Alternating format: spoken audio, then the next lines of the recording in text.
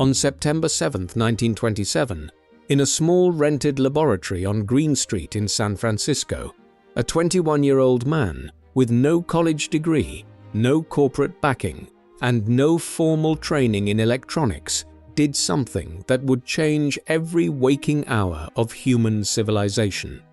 He transmitted the first fully electronic television image in history. The image was a single straight line, simple, clean, unmistakable. His wife Pem was in the next room. His investors were in Idaho and California. His competition, a massive industrial empire called RCA, the Radio Corporation of America, didn't even know the clock had started. His name was Philo Farnsworth. He had conceived the foundational idea for electronic television when he was 14 years old, walking behind a horse-drawn plow on a hillside farm in Idaho. He looked at the rows of turned earth stretching in parallel lines across the field and understood, in an instant, how you could scan an image electronically, line by line, the way those furrows ran, and transmit it across wire or air to a receiver that would reconstruct it on the other side.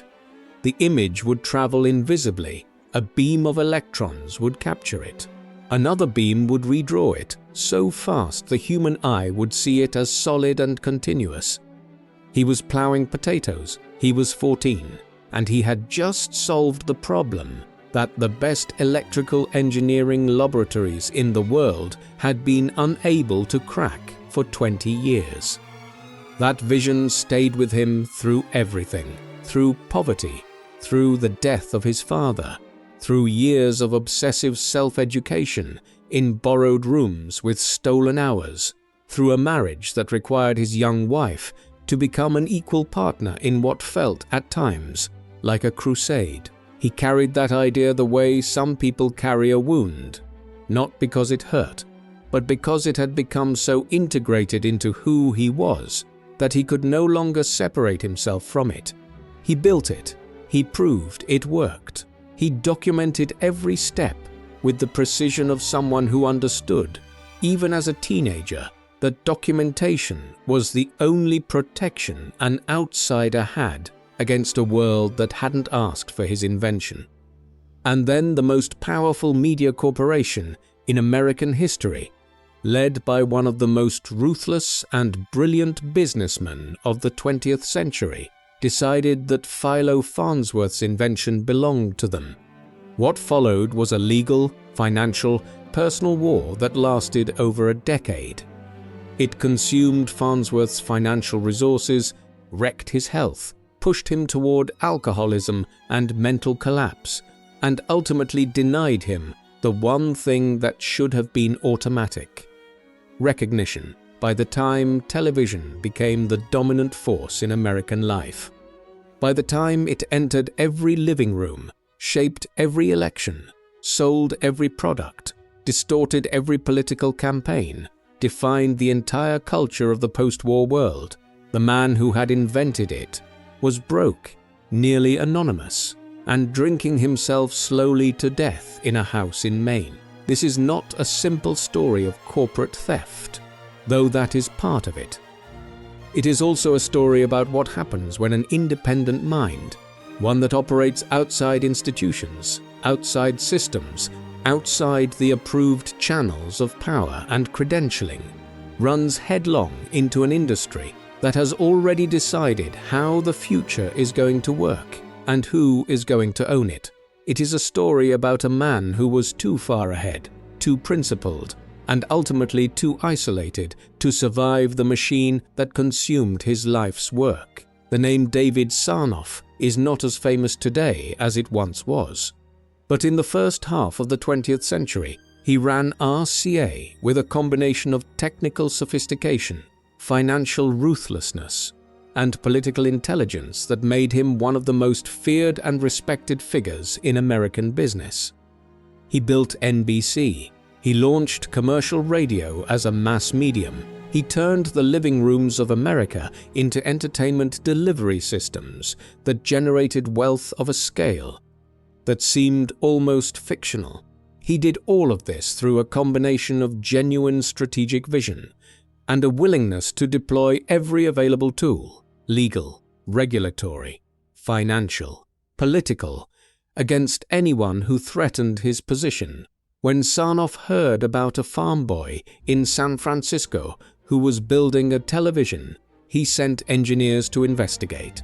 When those engineers confirmed that Farnsworth's system actually worked, and worked brilliantly, with a clarity and fundamental correctness that exceeded anything RCA had produced in its own laboratory, Sarnoff made an offer to buy the patents. Farnsworth refused.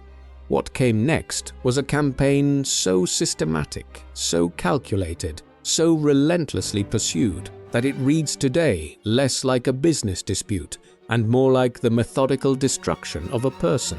RCA filed competing patent applications for devices that resembled Farnsworth's designs. RCA's lawyers challenged every priority claim Farnsworth had ever made.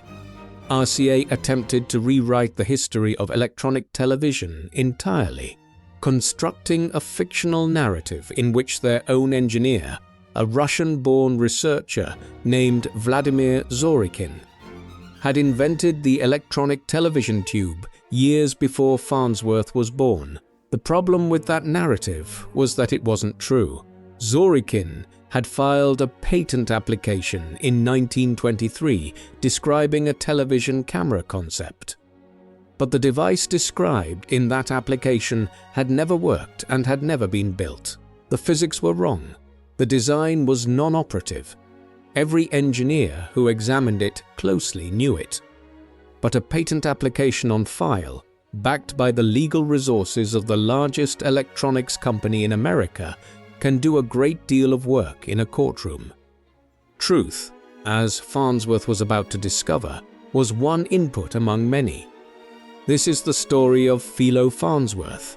It is a story about genius and about the specific cruelty of watching your life's work become someone else's legacy.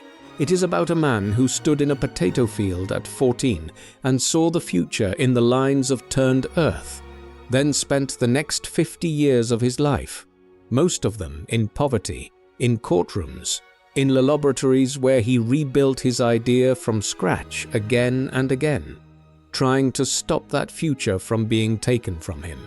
He failed, and in failing, he became something more than simply famous. He became a ghost that haunts every screen you have ever looked at, every image that has ever moved on a television, a computer monitor, a phone screen, a billboard, a movie projector. Every one of them descends from the principles Farnsworth worked out on an Idaho potato farm and proved in a San Francisco rented loft. The name on the birth certificate of your world is Philo Taylor Farnsworth. It is past time you knew it. The land around Rigby, Idaho, in 1920 was the kind of landscape that either breaks a person or makes them into something particular. It was flat and wide in the valley bottoms, then climbing toward the basalt-ribbed hills where the lava flows had left a landscape of eerie geological regularity. Long ridges and shallow draws running in nearly parallel lines across the hillsides, as if the earth itself had been plowed by something larger than any machine. The sky started low and went forever. In summer, the light was hard and horizontal by 5 in the morning. In winter, the cold came with a completeness that left no argument. Louis Farnsworth brought his family there from Nevada in 1919, drawn by a cousin's letter describing a farm that had been left by a recently deceased uncle.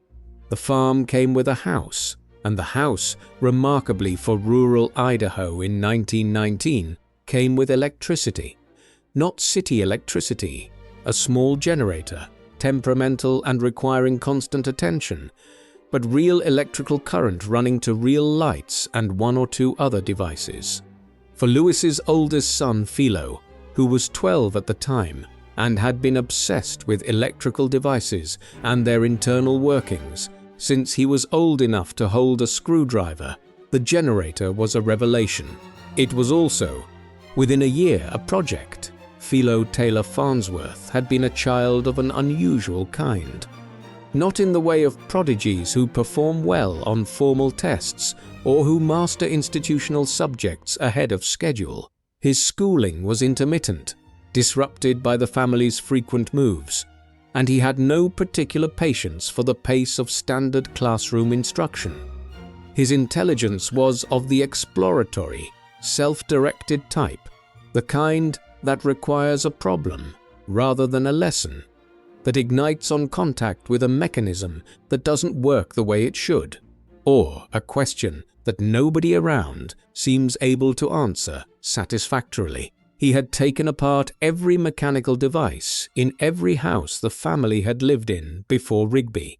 He had read everything he could find about electricity, practical texts, technical magazines, whatever the local libraries and general stores had available.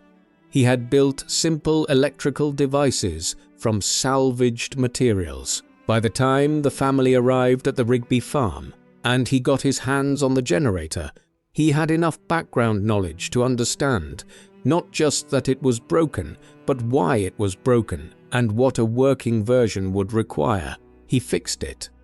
He was 14. The attic of the Rigby farmhouse was the place. He discovered it the first winter, a space under the roof, reachable by a pull-down ladder, low-ceilinged and dusty and cold in December, but dry and private, and left there by the deceased uncle or accumulated by the family over years, was a collection of technical magazines, science and invention, radio news, popular mechanics, various others, covering the cutting edge of electrical and mechanical technology in the early 1920s. Philo dragged an oil lantern up and started reading. He read the way that certain people read, not linearly through one article at a time, but ranging across the whole pile, following threads, returning to articles that connected with something he had read elsewhere, building a cross-referenced mental structure that was larger than any individual piece. He was teaching himself the state-of-the-art in electrical technology from a stack of magazines in an Idaho attic, and the picture that emerged was simultaneously exciting and frustrating. Exciting because the field was alive with new ideas. The 1920s were a period of extraordinary expansion in electronics. Vacuum tubes were being developed in new configurations. Radio was going from a hobbyist's toy to a mass medium. There were serious research programs at major universities and corporate laboratory, working on problems that seemed, from the outside, almost magical. Frustrating because the specific problem that began to obsess him, the problem of television, was one that nobody seemed to have solved. And the approaches being published in the magazines seemed to him, with the directness of a mind unconditioned by institutional caution, to be fundamentally wrong. The television problem was not new in 1920. The basic concept, capturing an image in one location, transmitting it electrically, and reconstructing it in another location, had been discussed since the late 19th century. Various inventors had attempted mechanical approaches. Paul Nipkow in Germany had patented a spinning disc system in 1884. In the early 1920s, the Scottish inventor John Logie Baird was working on mechanical television in London. Charles Jenkins in the United States was pursuing similar approaches. The principle of all these mechanical systems was the same. Use a spinning disc with holes arranged in a spiral, or a rotating drum with mirrors, to break the image into a sequence of points that could be transmitted one at a time as variations in electrical current. Then use a synchronized receiving mechanism to reconstruct the image. The problem with all of these mechanical approaches was fundamental, not a matter of engineering refinement. A mechanical system could only scan so fast, limited by the physical constraints of spinning discs and rotating mirrors, and the speed of the scan determined the resolution and the frame rate. how many distinct points you could transmit per second. The human eye requires something like 30 complete images per second to perceive smooth motion. A high-quality image requires hundreds of lines of resolution, each line consisting of hundreds of individual points. The arithmetic was brutal. A mechanical system capable of producing a genuinely clear, smooth motion television image would need to scan literally millions of individual image points per second, and no mechanical system could do that without generating a machine of impractical size and complexity, spinning at speeds that would destroy it in minutes. The field of experts knew this. The academic consensus, as best as Farnsworth could reconstruct it from his reading, was that true high-quality television awaited some major advance in vacuum tube technology that had not yet arrived. Some researchers were working on the problem from the electronic side, but their approaches were tentative and incomplete. Sketches of ideas rather than solved designs. What Farnsworth understood, lying in that cold attic with a lantern and a pile of magazines, was that the mechanical approach was simply wrong. Not improvable, wrong. The problem wasn't that the discs weren't spinning fast enough. The problem was that you were trying to use a physical object to do a job that could only be done by something that had no mass. An electron has no mass in the relevant sense. A beam of electrons, deflected by a magnetic field, can be swept back and forth at speeds that would destroy any mechanical system, millions of times per second, if the electronics can support it. A photosensitive surface can generate electrons when struck by light, and those electrons can be collected and measured, and the measurement encodes the brightness of the corresponding point in the image. At the receiving end, a beam of electrons sweeping across a phosphorescent screen draws the image by exciting the phosphor where it lands. No spinning discs, no moving mirrors, no physical mechanism that breaks at high speed. Just electrons, guided by magnetic fields, moving at whatever speed the electronics could achieve. The idea came complete, or nearly complete, in the spring of 1921. He was in the field, not the attic. He had been thinking about the scanning problem for months. The specific question of how you would get the electron beam to cover the entire face of the image systematically, point by point, without missing anything, and without doubling back, over areas already covered. He was guiding the horse through a turn at the end of a row, looking back at the pattern the plow had left, when the obvious answer appeared to him with the force of something that had always been true and simply hadn't been named yet. You scanned it like a page. Like reading, left to right, then drop down one line, left to right again. Raster scanning, a word he wouldn't learn for years. But the concept was complete and specific and correct.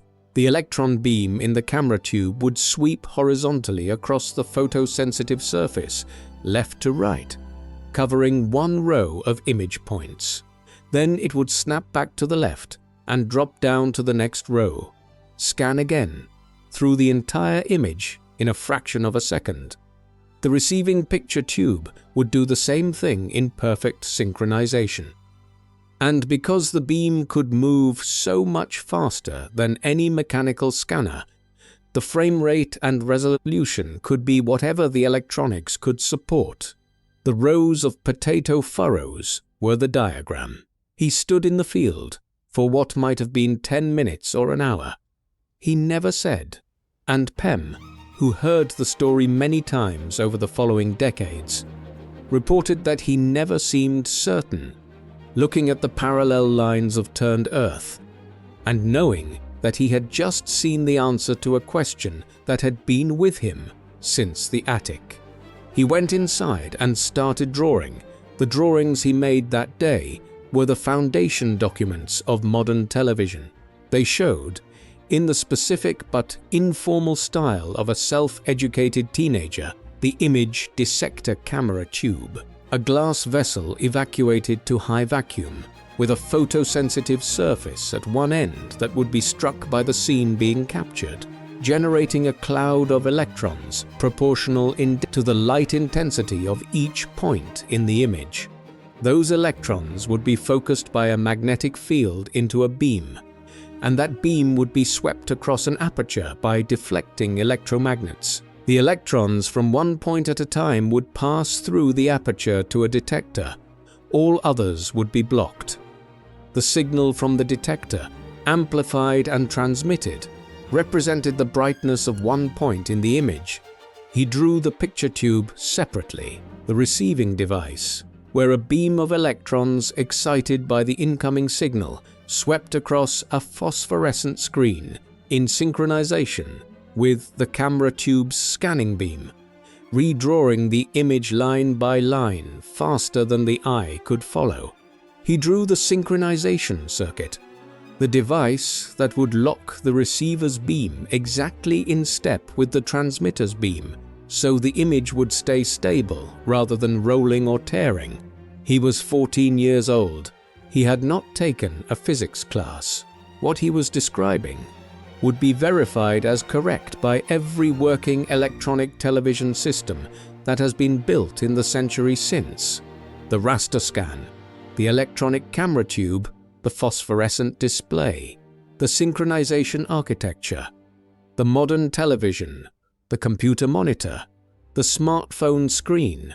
All of them are implementations of the principles in those drawings. He approached his science teacher, Justin Tolman, a few weeks later. He wasn't looking for approval. He was looking for engagement. He wanted someone to check his reasoning. He laid the drawings on Tolman's desk after class one afternoon and explained the system, the photoelectric effect, the electron beam, the magnetic deflection, the synchronization. Tolman listened carefully. He asked questions about the specific mechanisms. He made Farnsworth draw the circuit diagram again more clearly. At the end of the conversation, Tolman made a rough copy of the drawing for his own records. He would keep that copy for 13 years and then produce it in a federal patent proceeding as evidence of Farnsworth's conception date. It would be one of the key documents in one of the most important patent cases in 20th century legal history. But in the spring of 1921, it was just a conversation between a rural science teacher and a 14-year-old boy who had solved the problem of television in a potato field. Tolman didn't fully grasp what he was looking at. How could he? But he was honest and curious enough to engage with it, to record it, and, most importantly, to remember it. The family moved again in 1922. Louis Farnsworth's health was declining, and the farm had not generated the income he had hoped for. They went to Provo, Utah, where Philo, by now 16, managed to audit classes at Brigham Young University. He sat in on physics and chemistry courses, following the material at a pace that left little room for the standard undergraduate approach to learning. He was not interested in the curriculum. He was interested in the physics, specifically the parts of the physics that bore on the problem he was already working on. The photoelectric effect, the behavior of electrons in vacuum tubes, the dynamics of electron motion in magnetic fields. Then his father died. Louis Farnsworth collapsed in January 1924 and was dead within days. Pneumonia, exhaustion, and the cumulative physical cost of too many years of hard work in difficult conditions. He was not yet 50. Philo was 17, the oldest male in a family that included his mother and several younger siblings. The death hit him with the specific force that a parent's death has when it comes too early. Before you are fully formed, before you have resolved your relationship with the person, before you have had the chance to show them what you are going to become. He joined the Navy. He was 18, and the Navy's electronics training program represented access to equipment and instruction. that he couldn't get any other way. But he resigned within a year when he learned that anything he invented, while in active military service, would become government property. He walked away from the structure and the security and the steady meals, because the idea was more important. This tells you something essential about Farnsworth that is easy to understate. He was not a dreamer in the passive sense, someone who has visions and waits for others to make them real. He was a person whose internal architecture was organized around a specific technical goal, and whose choices, including very hard choices, were consistently made in service of that goal. Leaving the Navy at 18, with a dead father and a dependent family, because the alternative would have meant surrendering the patent rights to the thing he was going to build. That was not impulsive. That was strategic. He came back to Utah and did whatever work was available. Radio repairman, theater worker, carpet layer with his brothers. He read constantly. He built up a clearer picture of the state of television research. He refined his designs. And in 1925, at 19, he met George Everson. Everson was a professional fundraiser, skilled at the specific art of convincing people to contribute money to community causes. He was 10 years older than Philo and had no technical background, but he had spent years reading people, and what he saw in Farnsworth was not a dreamer. He was something more specific, a person who had a specific, documented, technically sound solution to a known unsolved problem, and who knew what resources he needed to prove it, and what it would be worth if he could. They talked for a long time. Everson asked questions. Farnsworth explained the system.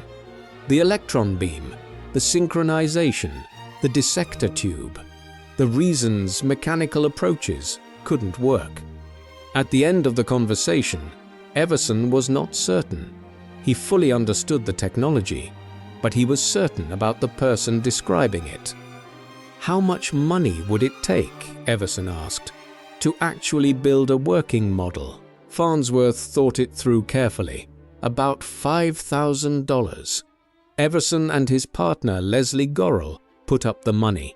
They were not fools. They were making a calculated bet on a young man they believed in. They moved the operation to San Francisco, where Farnsworth had identified a rental loft on Green Street that could be fitted as a laboratory. In May 1926, Philo married Elma Gardner, Pem, who was 19 to his 20. They set up their life in a city they barely knew, in a rented room, adjacent to a laboratory that was attempting to build something the world had not yet seen.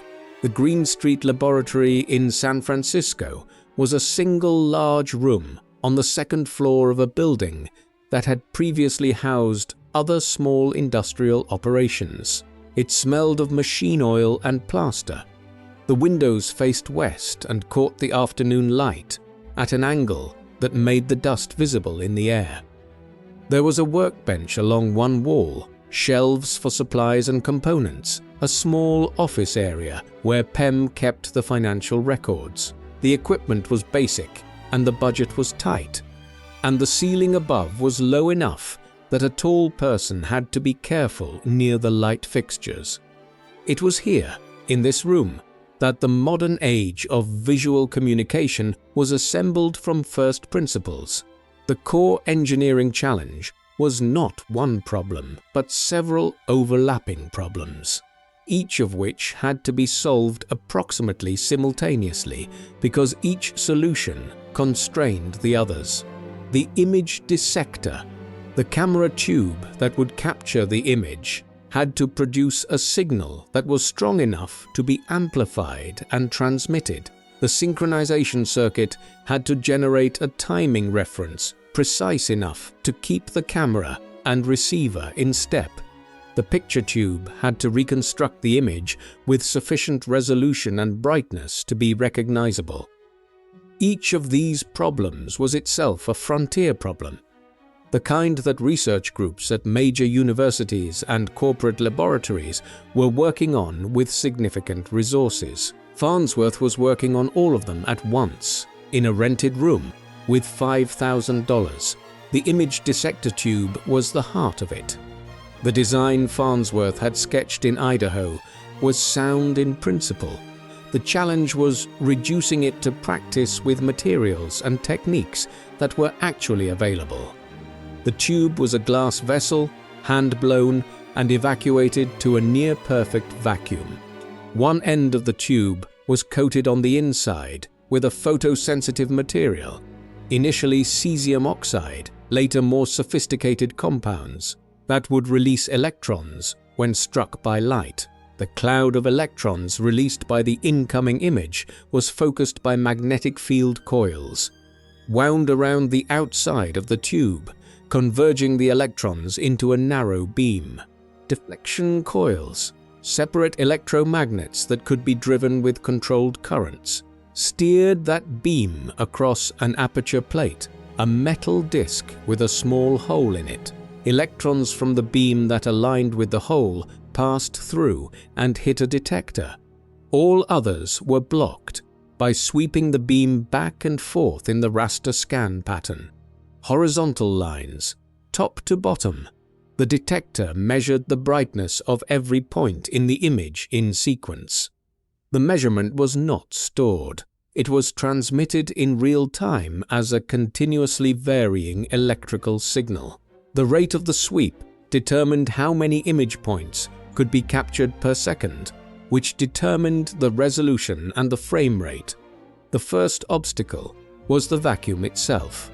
An evacuated tube, the kind used in radio receivers and amplifiers, is a routine object in 1926 electronics. But the image dissector required a more precise and more delicate internal structure than a standard radio tube, and the vacuum had to be better. Any residual gas in the tube would scatter the electron beam and degrade the image. Cliff Gardner, Pem's brother, had come to San Francisco to help in the laboratory. He had no previous glassblowing experience. He bought a glassblowing torch, got some books, and started practicing. The first tubes he made exploded during evacuation. Then they cracked. Then they imploded. Then the internal structures he had mounted inside the glass collapsed when the tube was sealed. He kept working. Gardner's development as a glassblower was extraordinary in its speed. Within months, he had achieved a level of technical skill that, in any other context, would have taken years of apprenticeship. He developed specific techniques for mounting the delicate internal electrode structures inside the glass envelope, sealing the tube without contaminating the interior, evacuating it without thermal shock, and testing the vacuum quality before committing to a full run of the complete assembly process. Each tube was a day of work, minimum. The failures were not merely educational. They were expensive. The budget was counting down. The photoelectric surface was the second critical element, the sensitivity of the image dissector. How bright an image had to be to produce a usable signal depended directly on how many electrons the photosensitive material released per unit of incoming light. Cesium oxide had been shown in laboratory studies to have good photoelectric sensitivity in the visible spectrum, but depositing it on the inside of an evacuated glass tube in a controlled, uniform layer was not a procedure with an established protocol. Farnsworth developed his own deposition techniques through trial and error, testing each tube's sensitivity after completion and identifying the process variations that produced the best results. The deflection coils, the electromagnets that steered the electron beam in its scanning pattern, required precise geometric design. The magnetic field they created had to be uniform and well controlled. Any non-uniformity in the field would cause the beam to scan in a distorted pattern, and the image would appear stretched or compressed in the affected areas. Farnsworth wound the coils himself, checking the field geometry against calculations and making adjustments. This work was done with hand-wound coils, measured with instruments that were adequate but not precise by the standards of a properly equipped laboratory. The amplifier chain presented a different set of problems. The signal from the image dissector detector was minute. The electron current passing through the aperture represented the light from a single point in the image, and even for a well-lit scene, this current was measurable in fractions of a microampere. To drive a transmitter or a picture tube, this signal needed to be amplified by a factor of millions. Each stage of amplification added gain, but also added noise. Random electrical fluctuations from the thermal motion of electrons in the circuit components. Too much noise, and it would dominate the signal. The reconstructed image would be a wash of grain rather than a recognizable picture. Farnsworth designed a multi-stage amplifier using the best available vacuum tubes, selecting components with the lowest noise characteristics and cascading them in a configuration that balanced gain against noise at each stage. He measured the noise level of completed amplifier sections against his design targets, rejecting sections that didn't meet spec and analyzing the failures to identify the source. This was meticulous, painstaking work, conducted with instruments that were adequate for the purpose and creativity that compensated for everything the instruments couldn't measure. The synchronization circuit was the architectural element that made the whole system coherent. Without synchronization, the camera's scanning beam and the receiver's drawing beam would be out of phase, running at slightly different rates, or starting at different points in the frame, or drifting apart over time. Any of these failures would cause the image to roll, tear, or dissolve into an unrecognizable smear. The synchronization had to be continuous and robust.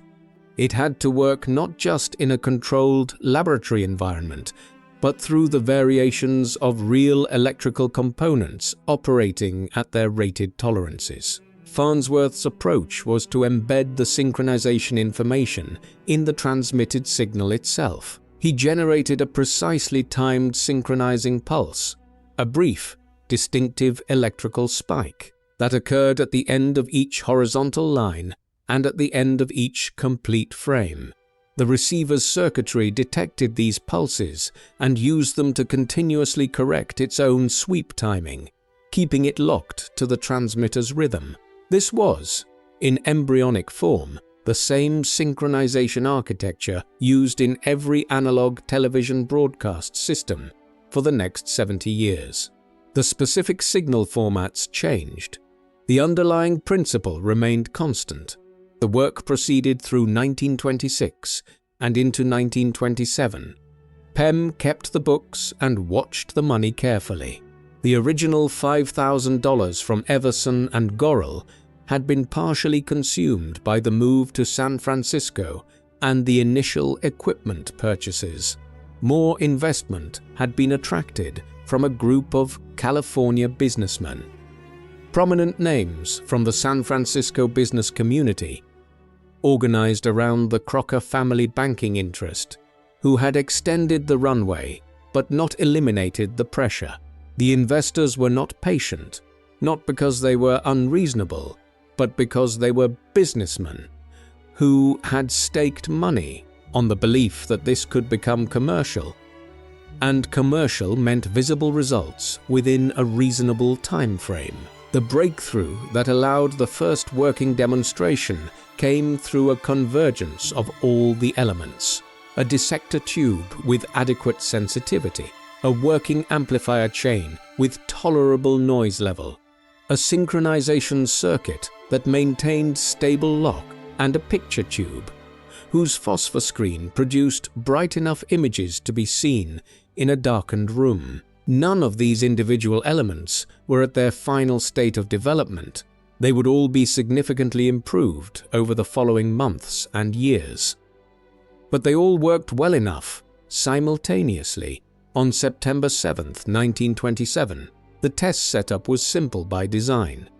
A glass slide with a straight black line painted on it was placed in front of the camera tube. The camera illumination was bright.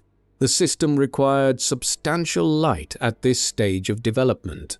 The image dissector was positioned to image the slide. The picture tube sat at the other end of a connecting wire in the next room, where Pem was stationed to observe the output. Farnsworth switched on the system. He made adjustments to the deflection coil currents. He watched the signal level on the amplifier output. He tuned the synchronization circuit. Then he called out to Pem. She saw the line, a line on the small fluorescent screen, clear and stable, exactly matching the painted line on the glass slide. It was not a dramatic image. There was nothing dramatic about a single line on a 3-inch screen. But it was an electronically captured image of a real physical object, transmitted electronically and reconstructed electronically. The principle was proven. The path was clear. Everything that followed was engineering. George Everson, reached by telephone from another room, was told that the system had produced an image. He asked what the image was. When Farnsworth described the line on the glass slide, Everson made the only response that seemed appropriate. "That's a $sign," he said. Farnsworth had filed his first patent application 8 months earlier, on January 7, 1927, before the demonstration, on the strength of his design documentation and the confidence that the system was buildable from those designs. The application was comprehensive. It covered the image dissector camera tube, the synchronization system, and the associated electronic circuits. His lawyers had prepared it carefully, with the level of disclosure required to make it legally solid. The application described the device in sufficient detail that a competent electronic engineer could build a working version from it. But in January 1928, the world found out. A reporter from the San Francisco Chronicle visited the laboratory and saw a demonstration of the system, which by then had been improved significantly.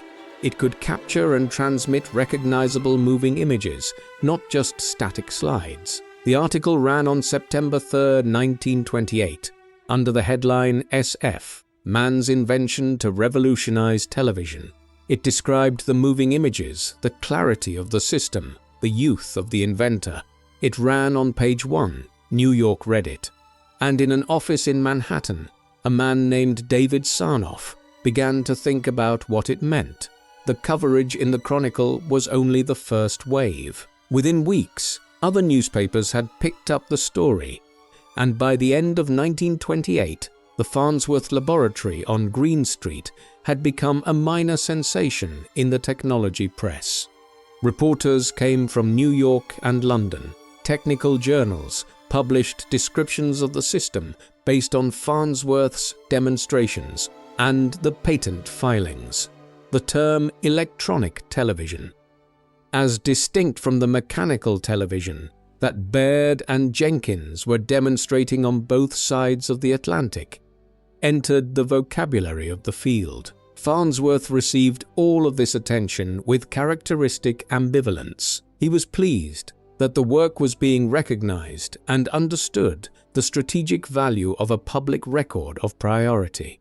But he was also deeply conscious of the gap between a laboratory demonstration and a commercial product, and the gap made him uneasy. The image dissector was producing images, but images that were small, dim, and required intense illumination of the subject. The sensitivity problem, the fundamental limitation he had understood from the beginning, was real, and solving it required a technical advance that he had not yet made.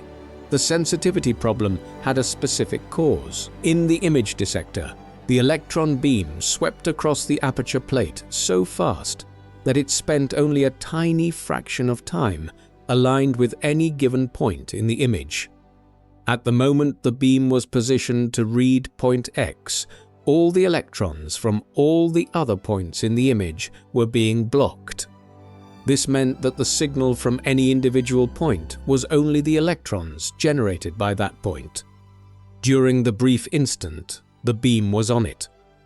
For a system with adequate illumination, this was workable. For a system trying to capture scenes under normal room lighting, it was marginal. The alternative approach, which Farnsworth was aware of, and which RCA would later pursue aggressively, was a charge storage system in which the photosensitive surface accumulated electrical charge over the entire frame period, rather than being read instantaneously.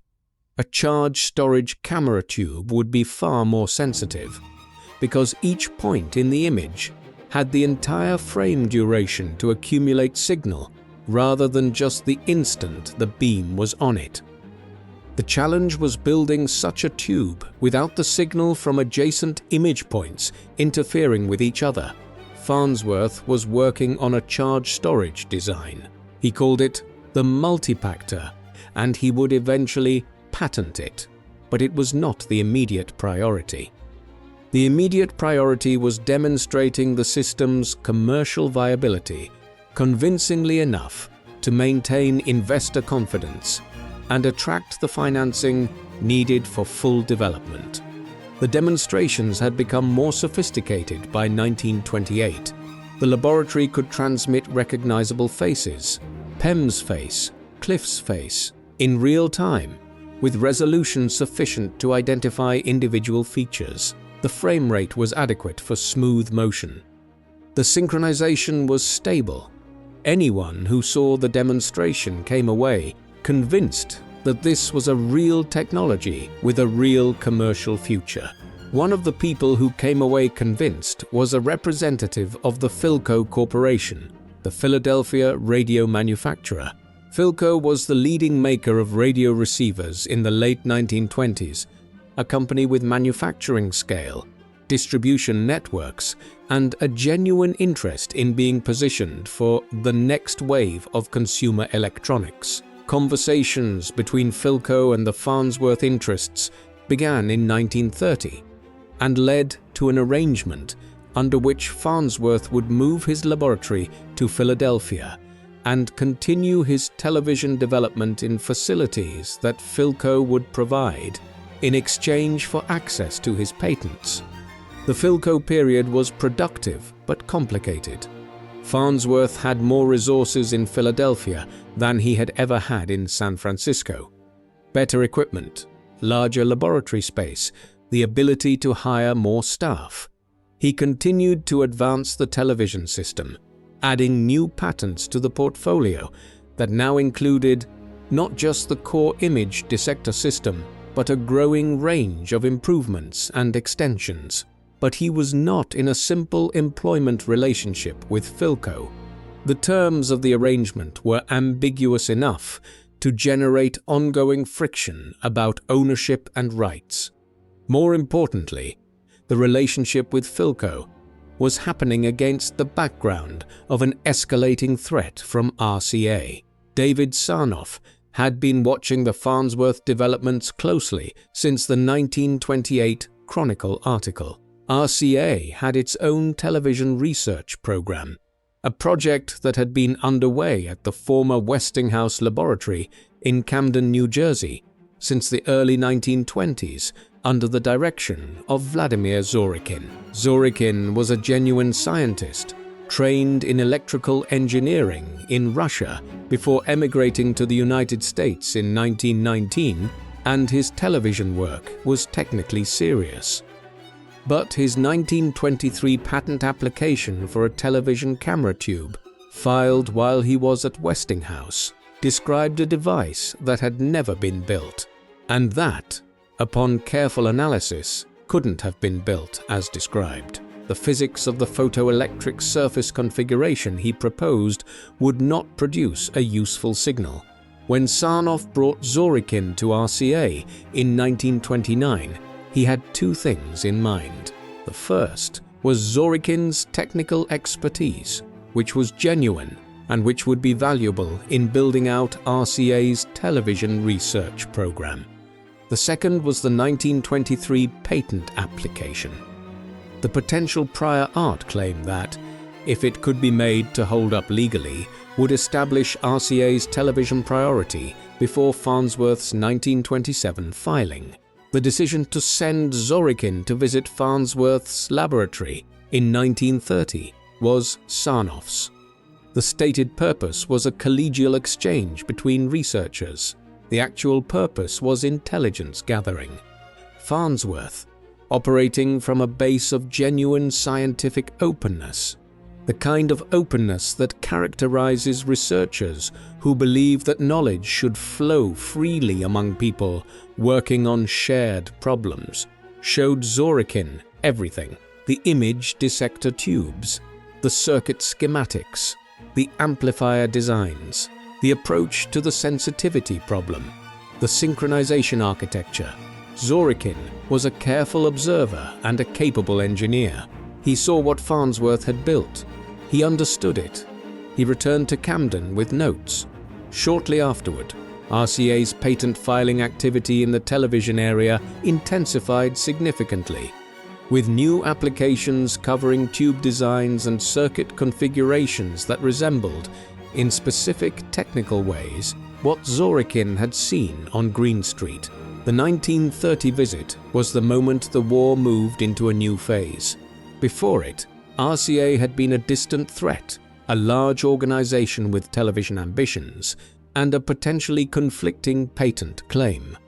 After it, RCA was an active adversary, using Farnsworth's own disclosed technology as raw material for competing patent applications, while simultaneously preparing to challenge his priority claims in court. Sarnoff made his first direct move in 1930, sending his chief patent counsel Otto Scherer to San Francisco to offer $100,000 for the Farnsworth patent portfolio. The amount was, in Depression-era context, significant. The Farnsworth investors were not indifferent to it. But Farnsworth refused. He was not interested in selling the patents and walking away.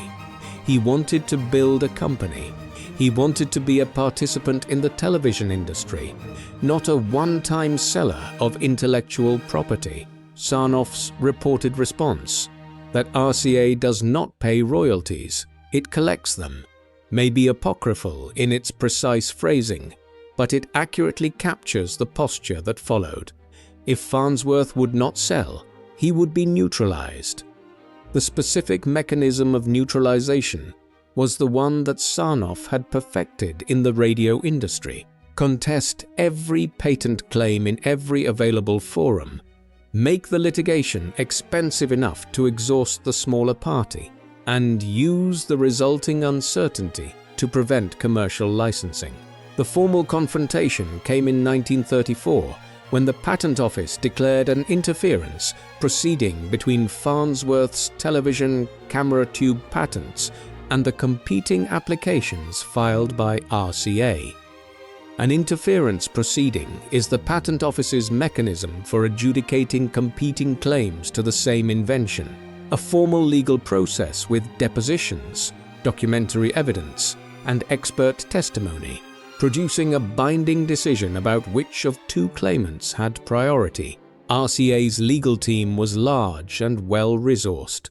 Farnsworth's was smaller but competent, and they had something more valuable than resources. They had the truth, and they had documented it carefully. The documentation went back 10 years. The Idaho drawings from 1921. Justin Tolman's copy of those drawings, kept in a file folder in his desk since the conversation after class in Rigby. The Green Street Laboratory notebooks, witnessed and dated through every stage of development. The testimony of Cliff Gardner, who had been present for every step of the development. The testimony of Pem, who had managed the laboratory records and could speak to the chronology with specificity and accuracy. The testimony of the San Francisco investors, who had made their commitments based on Farnsworth's documented prior work. All of this was brought to Washington, assembled into evidence packages, presented to the Patent Office examiner assigned to the case. The examiner, R.C. Carlson, was thorough and methodical. He took the evidence seriously. He examined Zorikin's 1923 application in detail and found what any careful technical reader would find: a device that was described incompletely, that contained technical errors, and that had never been reduced to practice. He compared it against Farnsworth's 1927 filing, complete, specific, and describing a device that demonstrably worked. He issued his decision in 1935. Farnsworth had priority. The conception date was established as 1921, based on the Idaho drawings and Tolman's testimony. RCA's competing claims were secondary. It was a complete legal victory. The Patent Office, the official arbiter of invention priority in the United States, had examined the full record and concluded that the farm boy from Idaho had invented electronic television first, had documented it properly, and held the foundational patents. Sarnoff appealed. Understanding what Sarnoff did next requires understanding the specific nature of his strategic intelligence. He was not a man who operated impulsively or emotionally. He was a man who thought in systems, who mapped the structure of an industry the way a chess player maps a board, identifying not just the immediate moves but the cascading consequences. 3, 5, 10 moves out. He had done this in radio, and the result was an industry architecture in which RCA collected money from every direction, from hardware sales, from licensing fees, from broadcast operations, from patent royalties, from equipment supply. He intended to do the same in television. The question was how to neutralize the obstacle that Farnsworth represented. The appeal of the interference decision was not primarily a legal gambit aimed at reversing the outcome. The outcome was probably not reversible. The evidentiary record was too strong. The appeal was a temporal gambit. An appeal extended the period of legal uncertainty. Legal uncertainty made licensing difficult. Licensing difficulty meant Farnsworth's patents generated less revenue. Less revenue meant more pressure on his investors. More pressure meant more temptation to settle on terms that favored RCA. And every year of delay was a year subtracted from the effective lifespan of patents that had finite expiration dates. This calculation was not a secret strategy. It was the standard operating procedure of large companies in patent disputes with smaller ones, and it had been used successfully by RCA in the radio era. What made Sarnoff's version of it particularly effective in the Farnsworth case was the extraordinary precision with which he timed it against the patent lifespan. Farnsworth's core television patents had been filed in 1927 and granted in the early 1930s. Under the patent law of the time, they would expire 17 years after grant, sometime in the mid-1940s. The commercial television market, suppressed by regulatory uncertainty and then obliterated by the war, would not reach meaningful scale until the late 1940s and into the 1950s. If RCA could maintain the legal dispute and keep the commercial market from developing until the patents expired, Farnsworth would receive essentially nothing from the invention. The regulatory dimension of this strategy is important and often underemphasized. The FCC was responsible for setting the technical standards for commercial television broadcasting. The specific signal format, the number of lines of resolution, the frequency allocation. Without settled FCC standards, broadcasters couldn't build stations and consumers couldn't buy receivers with any confidence that the equipment would remain compatible with future transmissions. RCA had been engaged with the FCC on television standards since the mid-1930s and Sarnoff had been navigating that process with the same combination of technical authority and political sophistication that characterized everything he did. He used it to delay. The standards process dragged on through the late 1930s, with RCA and other manufacturers disagreeing about technical specifications in ways that were sometimes substantive and sometimes tactical. The FCC authorized limited commercial broadcasting in 1941, but the authorization came only months before Pearl Harbor ended it. The war freeze was not something Sarnoff had engineered. He didn't arrange the Japanese attack on Pearl Harbor, but it was a development that served his strategy precisely. Every year the commercial market didn't exist was a year Farnsworth's patents aged. Meanwhile, the public narrative was being constructed with great care. RCA's public relations operation was formidable. It had built Sarnoff into a figure of genuine celebrity, the visionary executive who was bringing the future to America, first with radio and now with television. Every public demonstration of RCA's television system was framed with Sarnoff at the center. The technical work was credited to Zorikin. Farnsworth's name was absent from the narrative not by accident, but by decision. The 1939 World's Fair was the signature moment of this public relations campaign.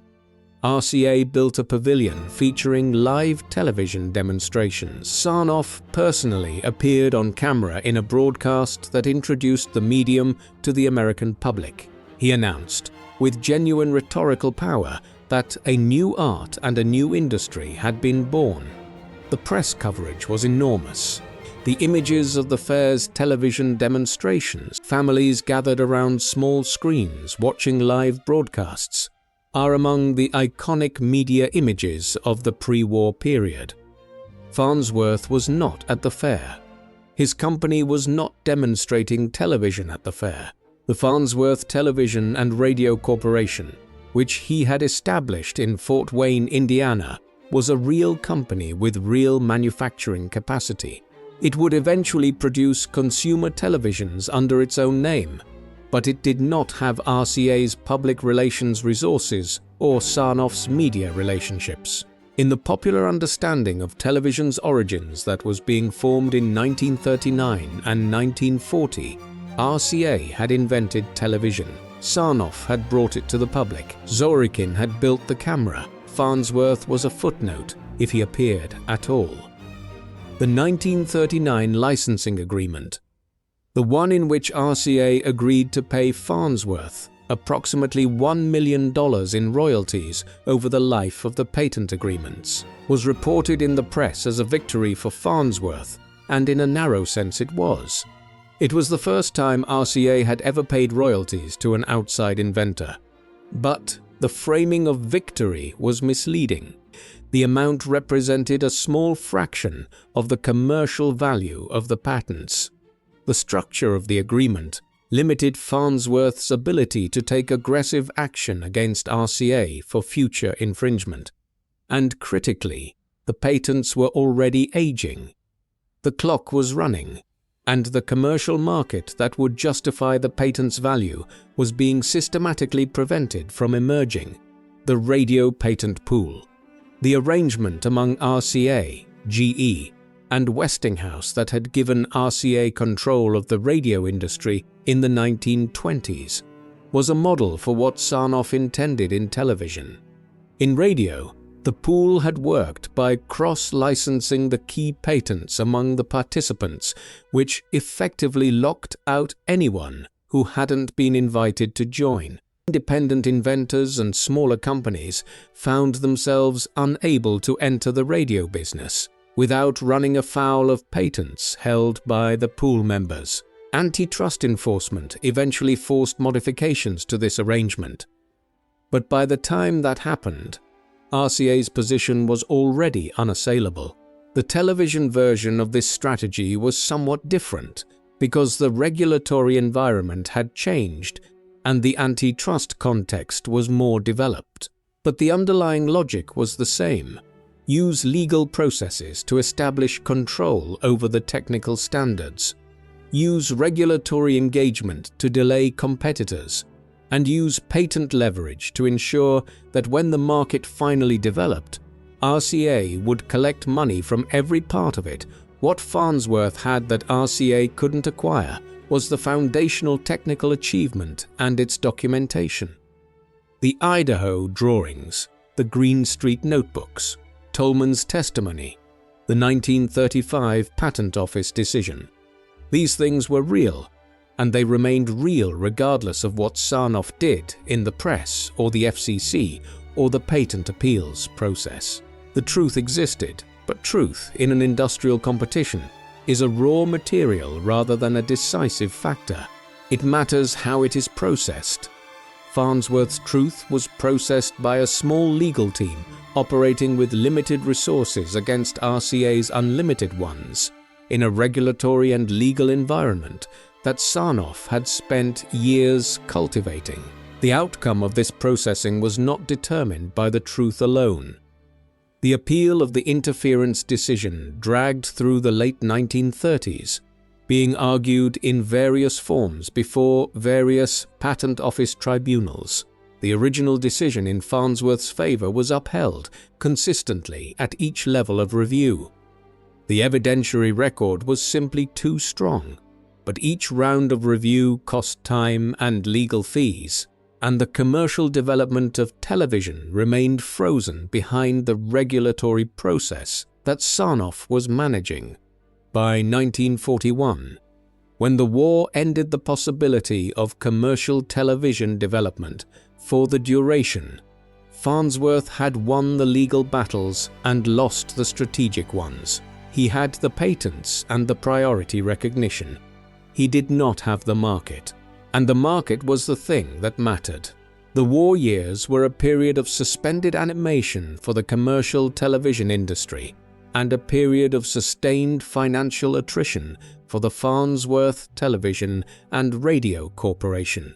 The corporation had real operations, manufacturing facilities in Fort Wayne, Indiana, producing consumer electronics, and, during the war, military communications equipment under government contracts.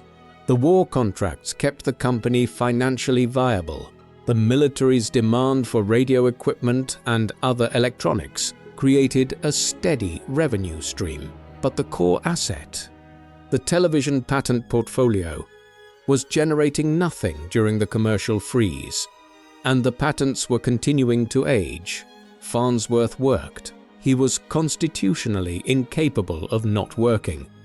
Through the war years, he continued to refine his television designs, filing new patents on improvements to the image dissector, on the multipactor tube, on various circuit configurations and system architectures.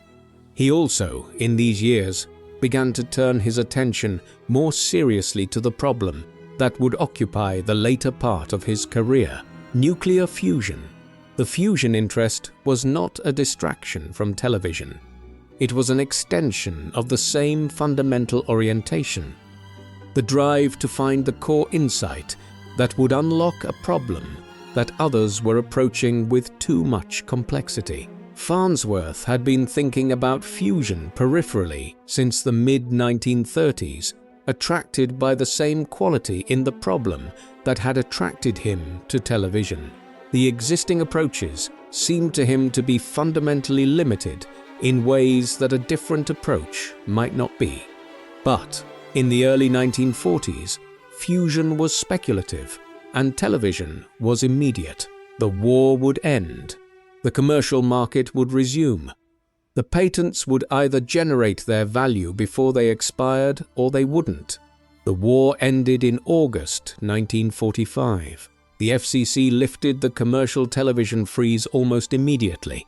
The major manufacturers, RCA, Zenith, Philco, General Electric, and the Farnsworth Television and Radio Corporation began gearing up for consumer production.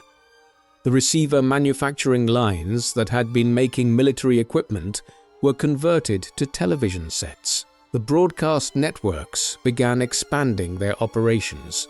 New stations were licensed across the country.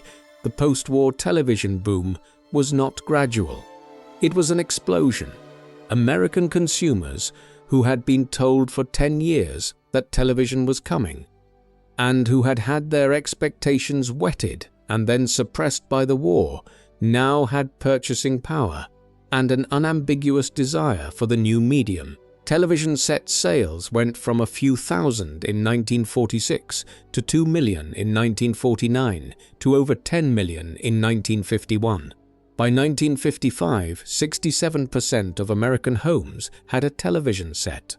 By 1960, the number was 90%. RCA was positioned to capture the maximum possible share of this market. It manufactured receivers under the RCA brand, and it also licensed its circuit designs to other manufacturers, collecting royalty payments on virtually every set sold under any brand. It operated NBC, which generated advertising revenue from the programming that made those receivers desirable. It supplied broadcast equipment to the stations that carried that programming.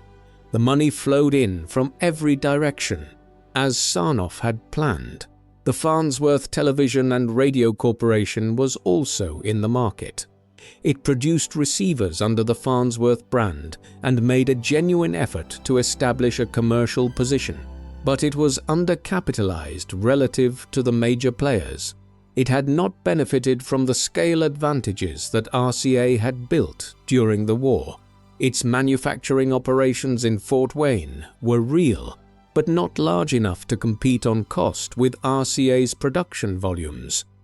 And the core television patents were expiring.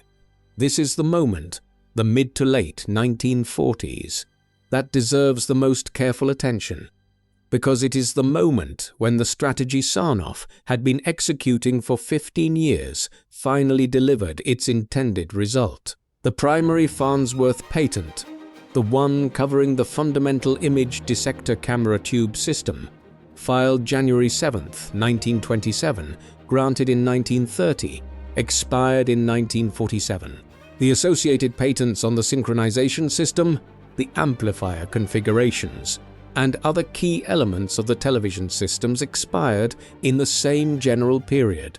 These were the patents that, in a world where the commercial television market had developed on its natural timeline rather than the one Sarnoff had managed, would have generated hundreds of millions of dollars in licensing revenue. The commercial television market in 1947 was growing rapidly, but was not yet at the scale it would reach by 1950 or 1955. RCA had been paying the annual royalty obligations under the 1939 licensing agreement.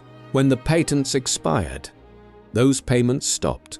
The total amount RCA had paid Farnsworth under the agreement was approximately $1 million, against a television industry that would generate tens of billions of dollars in the following decades. The gap between what Farnsworth received and what the foundational patents for a major new communications medium would normally have generated is not merely a matter of historical injustice. It is evidence of the specific strategy that produced it.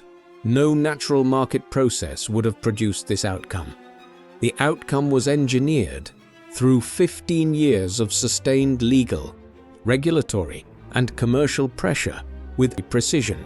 There was one aspect of the licensing situation that complicated RCA's position even after the primary patents expired. Farnsworth held a number of secondary patents covering specific improvements to television technology rather than the fundamental system, that remained active into the late 1940s and early 1950s. These patents covered things like specific amplifier circuit configurations, particular approaches to the synchronization problem, and improvements to the picture tube design. Many of these improvements had been incorporated into the standard television system designs used by all manufacturers, including RCA. The secondary patents generated licensing revenue for the Farnsworth Company through the late 1940s, and their existence complicated RCA's ability to simply ignore Farnsworth entirely after the primary patent expiration. But the amounts involved were modest. The secondary patents were not the foundational claims, and their licensing value was proportionally smaller. In 1949, the Farnsworth Television and Radio Corporation was acquired by International Telephone and Telegraph, ITT. The acquisition was the result of the company's financial difficulties. It was not profitable, its manufacturing scale was insufficient, and without the primary patent leverage, its strategic value was declining. The sale price was not publicly disclosed in detail, but it was not a triumphant exit for the investors or for Farnsworth. It was a sale under pressure. Farnsworth continued as a researcher for ITT, initially in Fort Wayne, and later in a laboratory he established in Indiana and then in Maine. His formal title was Director of Research for a subsidiary, and he received a salary and research budget. But his company was gone. His patents had expired. His share of the commercial television market that he had made possible was, in practice, zero. He was 43 years old. He had invented a technology that was in the process of transforming every aspect of American life. He owned none of it and earned nothing from it. The specific bitterness of this outcome is worth dwelling on because it was not the bitterness of failure. It was the bitterness of success, of having done the thing, proven it, established it legally, and then watched the reward system fail to deliver what it promised. The patent system exists precisely to provide the reward that markets would otherwise deny to inventors. The right to collect a premium on the invention for a defined period, compensating for the investment of time and resources and risk. In Farnsworth's case, the reward period had been systematically prevented from coinciding with the commercial period. The system had worked, technically, and failed practically, and the failure was not random. It was planned. The numbers tell the story in the most direct possible way, and they are worth setting out explicitly. Farnsworth's core television patents, filed in 1927 and granted in 1930, had a 17-year lifespan from the date of grant. This means they expired in 1947. The 1939 licensing agreement with RCA produced approximately $1 million over the 8-year period from 1939 to 1947. Other licensing fees from smaller manufacturers added perhaps another $500,000. Total compensation for the foundational patents of electronic television, approximately $1.5 million. Now consider what those patents were actually worth on a commercial basis. The American television industry generated roughly $5 billion in consumer receiver sales between 1947 and 1955 alone. The first 8 years of mass-market television. Licensing fees on foundational patents typically ranged from 2 to 5% of end product sales value. A foundational patent covering the core electronic television camera and synchronization architecture, held by an entity that was willing and able to enforce it aggressively, would conservatively have been worth $50 to $100 million in licensing revenue over the same period.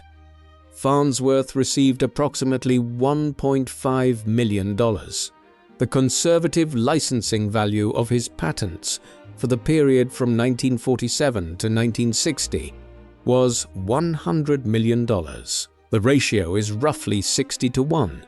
He received approximately 1/60th of the commercial value of his invention. This gap cannot be explained by uncertainty about the patent's validity.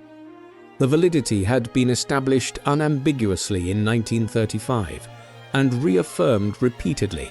It cannot be explained by uncertainty about whether the commercial market would develop. The post-war boom, was exactly what anyone who had been following television development had expected. The gap exists because the patents expired before the commercial market reached the scale that would have justified them. And the patents expired at that time because the commercial market was systematically prevented from developing until the patents aged out.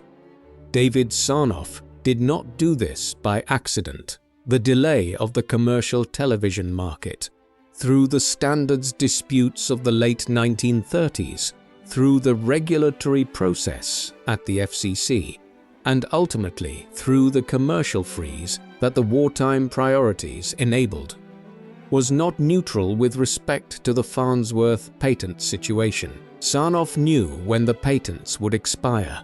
He knew that a commercial market that didn't develop before 1947 was a commercial market from which Farnsworth would derive essentially nothing.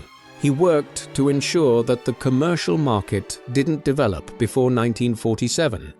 The war was not Sarnoff's creation, and the wartime freeze on civilian television development was not something he engineered. But he had been aware for years that a sufficiently prolonged delay in commercial development would solve his Farnsworth problem for him. The war provided that delay with a completeness and duration that no purely commercial strategy could have achieved. One may choose to regard this as fortune operating in Sarnoff's favor without his agency. Given the precision of the outcome, patents expiring just as the commercial market exploded, fortune seems like a generous description. What makes this particularly notable is that the technology itself was ready. Electronic television as a commercial product was technically viable by 1937 at the latest. The images were good enough. The receivers were buildable at a manufacturable cost. The broadcast infrastructure was achievable. The delay from 1937 to 1947, the decade that Farnsworth lost, was not a technical delay. It was a commercial and regulatory delay, sustained by people who had strong interests in its continuation. There is a specific kind of damage that happens to a person who watches their creation become the world's creation, who sees the thing they built become so universal that its origins are lost in plain sight, and who cannot find a way to make the world stop and acknowledge what actually happened. It is different from ordinary failure. Ordinary failure leaves a person free to pursue something else, to find another path, to build a new thing. What happened to Farnsworth was more insidious. His success had been absorbed, and the absorption had left no trace. By the mid-1950s, the American television industry was a massive and growing economic machine. RCA was its dominant force. It manufactured receivers. It ran NBC. It licensed the technical standards it had pushed through the FCC. It supplied broadcast equipment to the stations it licensed. The Sarnoff mythology had been built carefully and well. The story of the immigrant boy who had become a visionary captain of industry, who had brought radio and then television to the American people. Sarnoff had been profiled in Fortune and Time and Life. He had been given the rank of Brigadier General as recognition of his service in coordinating military communications during the Second World War. He was, in the telling of his own story and the story of his industry, the man who had brought television to America. The name Philo Farnsworth was almost entirely absent from this narrative. The absence was not accidental. Sarnoff had spent decades building the alternative history, the one in which Zworykin's 1923 application was the foundational document of electronic television, in which RCA's research program in Camden had produced the key innovations, in which the patent dispute with Farnsworth had been a minor episode involving a legitimate competing claim that had been settled fairly and generously. This narrative had been written into press releases and company histories and the remarks of RCA executives at industry events. It had been repeated often enough and by authoritative enough voices that it had taken on the quality of accepted fact. The specific mechanism of erasure was not dramatic. There was no single act of suppression, no burning of records, no court order prohibiting Farnsworth from speaking. What happened was more ordinary and in some ways more disturbing. A corporation with extensive communications resources, its own broadcaster, its own publicity department, its own relationships with the press, simply declined to acknowledge a fact and continued declining to acknowledge it for long enough that the fact became invisible in public discourse. The textbooks were a critical battleground. In the late 1940s and throughout the 1950s, a generation of American schoolchildren was learning the history of technology from texts that credited either Zworykin and RCA or simply engineers at RCA with the invention of electronic television. The Farnsworth name appeared occasionally, but without the emphasis that priority and documentation would seem to justify.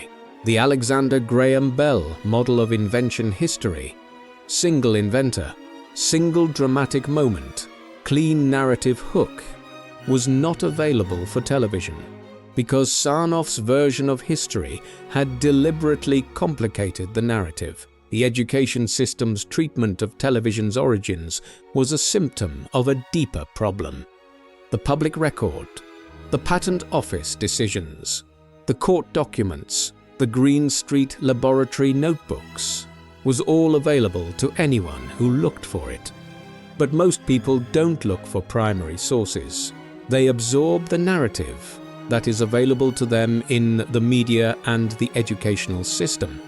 And in the media and educational system of the 1950s, the available narrative was Sarnoff's. Farnsworth himself made things worse.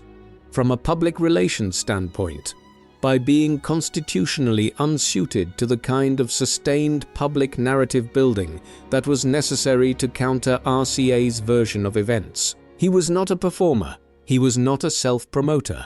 He had contempt for the public relations apparatus that Sarnoff had mastered, and that contempt was not irrational. It was grounded in his belief that the documented record was sufficient, that the truth of what had happened was so clearly established that it would eventually assert itself without the assistance of a publicity campaign. It was a belief that proved wrong. In the environment of post-war American media, truth without packaging was not competitive with packaging without truth. He watched television with increasing ambivalence. He had imagined, in the early years, that the medium he was building would be educational, that it would bring lectures and demonstrations and cultural events to people who lacked geographic access to those things. He had talked about this with Pem and with his investors about a technology that could put a university professor in every living room, that could allow a child in rural Idaho to see a symphony or a surgical demonstration or a great work of art. What commercial television became was different from this. The programming was driven by the economics of advertising, and advertising economics favored entertainment over education, familiarity over challenge, passive reception over active engagement. The news was real. Some of the drama was genuinely ambitious, but the dominant mode was what it has always been: content designed to hold an audience's attention long enough to sell them things. Farnsworth watched this with the specific grief of a creator who has lost control of what they created. The television in the living room was his invention. Every principle it operated on, the raster scan, the electronic camera tube, the synchronization architecture, was something he had worked out in an Idaho attic and a San Francisco loft, and it was being used to sell cigarettes and automobiles and soap powder to people who had never heard his name. There is a story, told in several forms by people who knew him in those years, of Farnsworth watching television with his family in the late 1950s. The program was light entertainment, the kind of content that filled most broadcast hours. He watched for a few minutes. Then he turned to his son Phil and said, quietly, that he didn't think there was anything on television that night worth watching. He turned it off and went to bed. The story is small, but it captures something real. The medium had failed its creator's vision, and the creator knew it, and there was nothing he could do about it. The invention had become the world's invention. It had left him behind. The question of recognition gnawed at him continuously. He made periodic attempts to correct the historical record. Interviews with journalists who sought him out, letters to academic publications, participation in the occasional technical history project. None of it generated the kind of sustained public attention that would have been necessary to shift the dominant narrative. He was the man telling a true story that nobody wanted to hear, in a media environment controlled by people who had strong incentives to keep telling the false one. He was drinking steadily. The drinking had been a problem since the early 1930s. The legal pressure, the financial anxiety, the slow grinding of watching his invention be taken, had all contributed to a relationship with alcohol that Pem managed with the pragmatic stoicism of someone who has accepted a permanent condition. She did not enable it.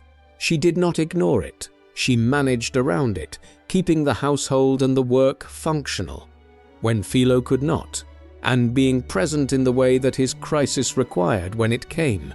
The crisis came in 1961.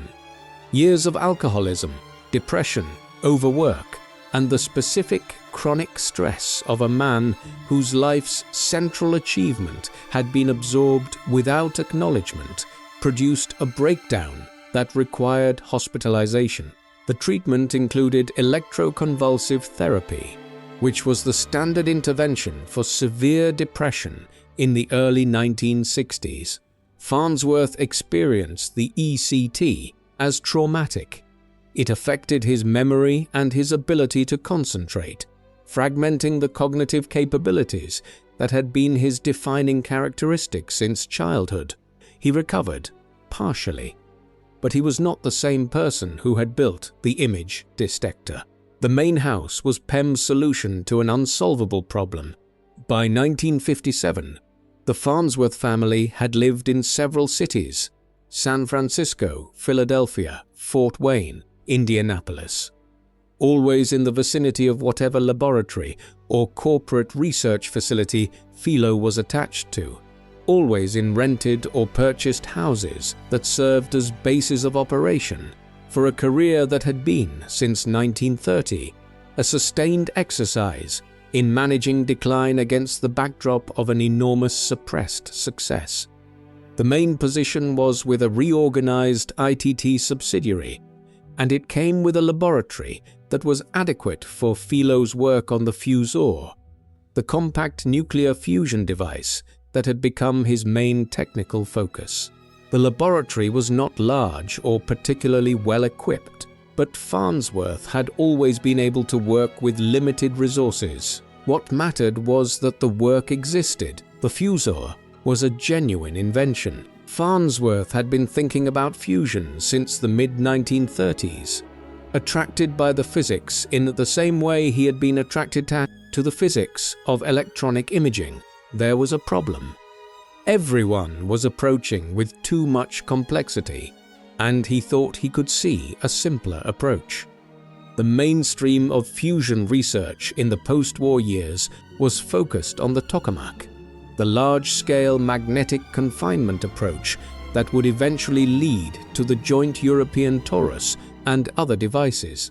The tokamak approach required enormous machines, enormous magnets, enormous energy inputs. Farnsworth thought there was a route to fusion that didn't require that scale.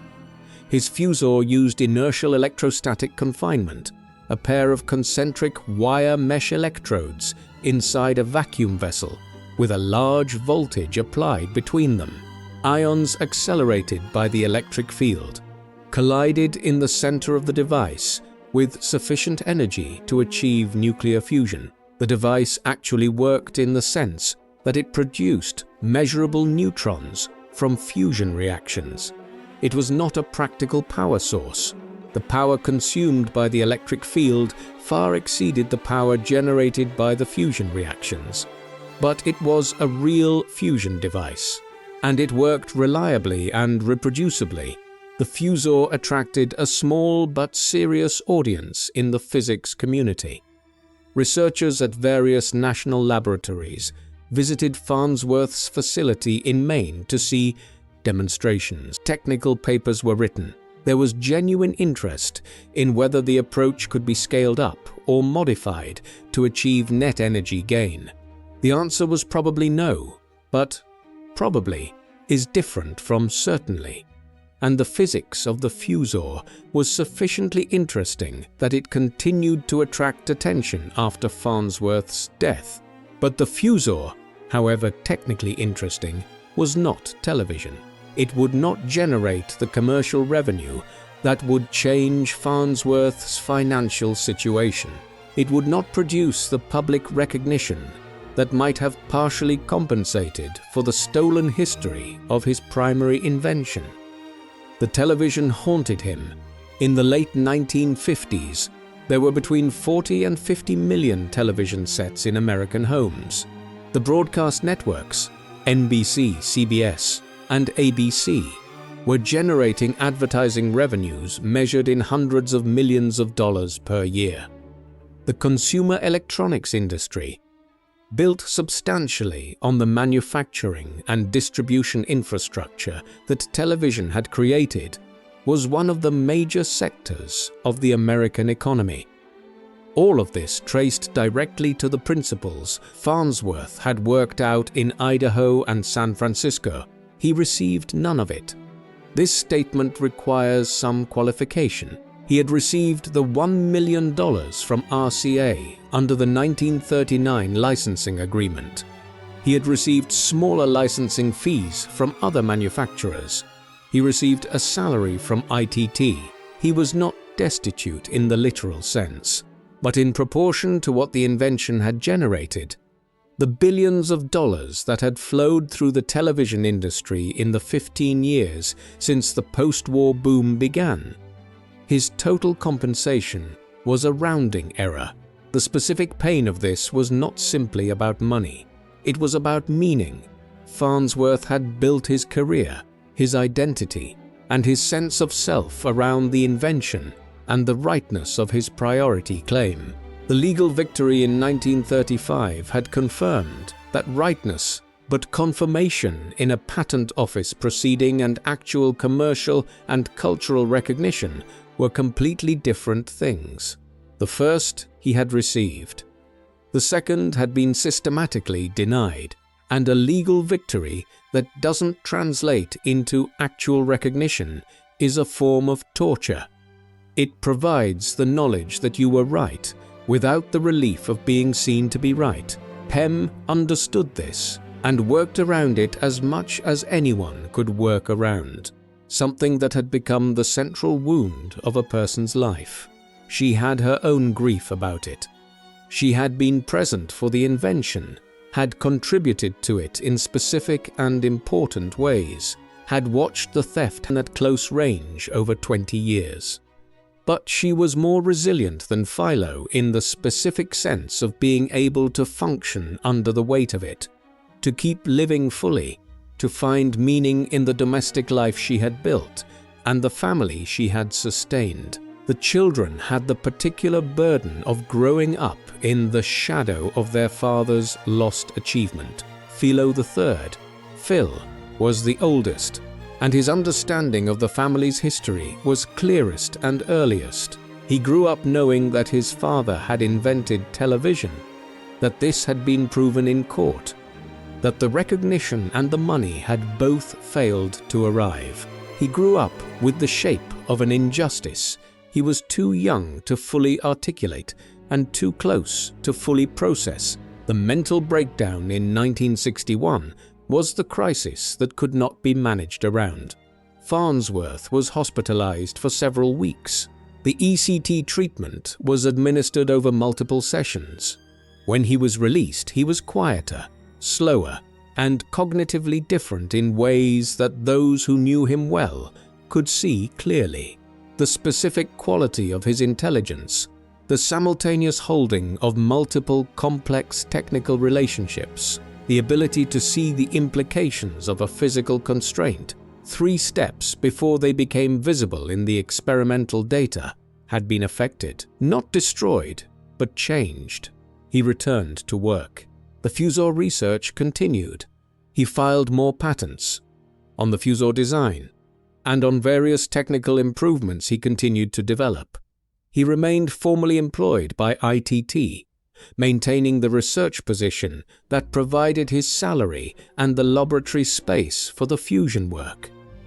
He gave occasional interviews to journalists who found him through the technical literature.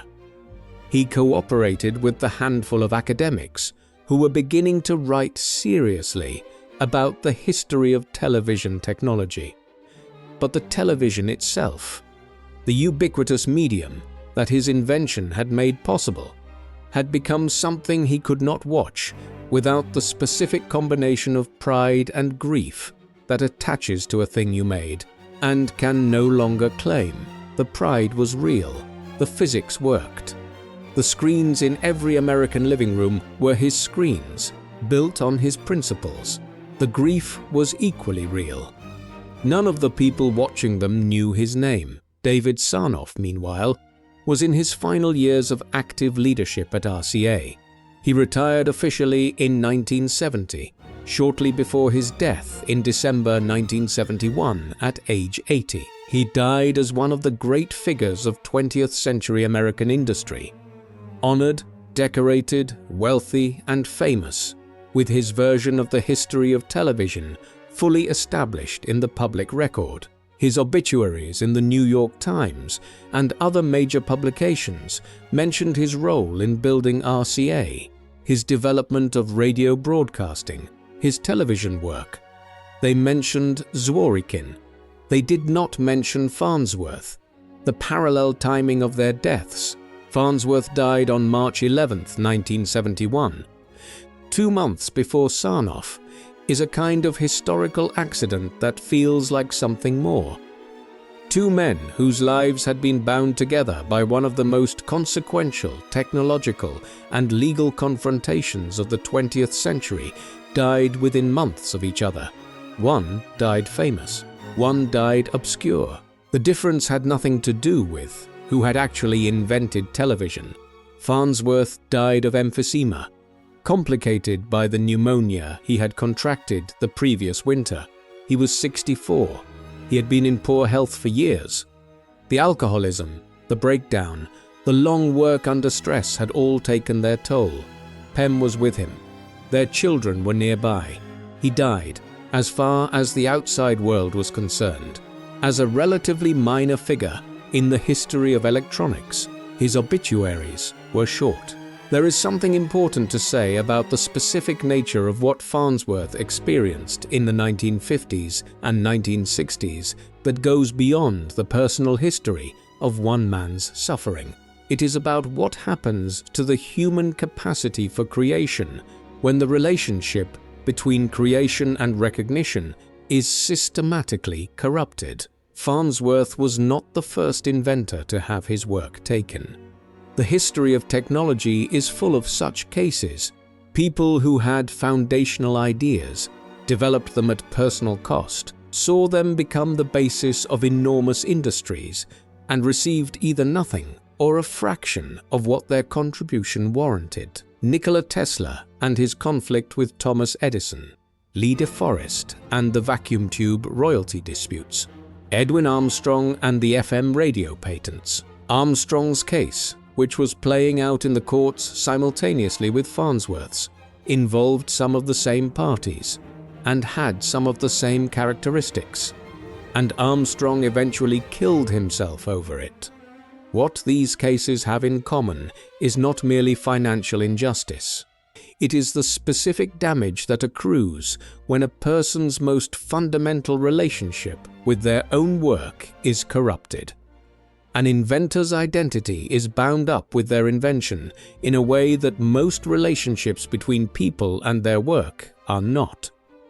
The invention is not just something they made, it is the externalization of something they saw that nobody else had seen yet, the proof that the vision was real and not merely a private delusion. When that proof is taken, when the invention becomes someone else's credit, something more fundamental than money is lost. Farnsworth experienced this as a kind of permanent low-level dissociation. The television was everywhere, in every American living room, carrying its images on the principles he had worked out in Idaho and San Francisco. But the television was not his. It was RCA's, in the public telling, and Zorikin's and Sarnoff's. His name was not on it. The work was invisible inside the product. He had a particular habit, described by several people who knew him in the main years, of noticing television sets in unexpected places, in store windows, in the windows of houses he drove past, in bars and diners and hotel lobbies, and stopping for a moment, not smiling, not frowning, just noting them.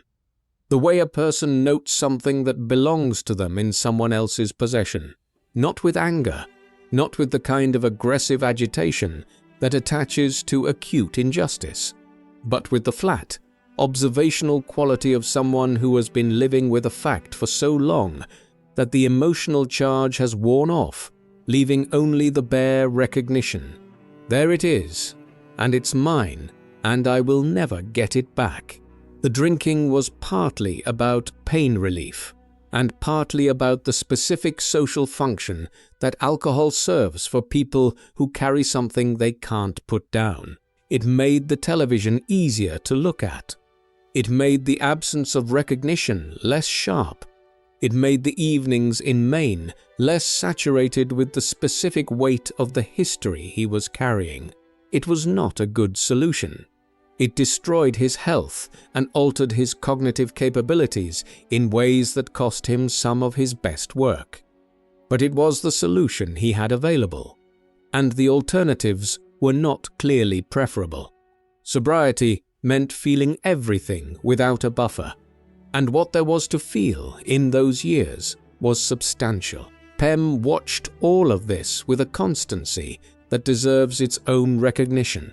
She had been his partner from the beginning, not simply in the supportive sense of a spouse who enables someone else's work, but as an active contributor to the enterprise. She had run the financial operations of the laboratory.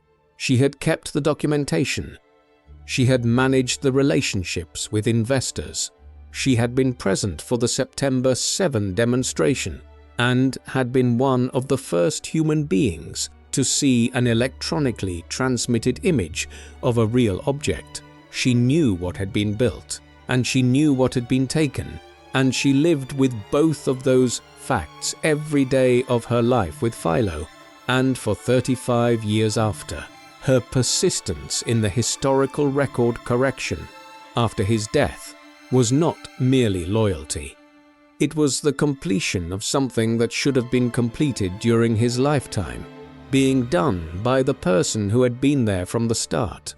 She owed it to him, and she owed it to the truth, and she paid both debts fully. The rehabilitation of Philo Farnsworth's reputation began somewhat paradoxically in the decade after his death. The timing reflects something important about how historical narratives shift. The people most invested in maintaining a false version of events are usually the people who participated in creating it. And once they die or lose institutional power, the barriers to correction lower. The first substantial public correction came from the academic and technical community, which had access to the primary sources, the patent records, the court documents, the laboratory notebooks, and was not subject to the institutional pressures that had kept the popular narrative distorted.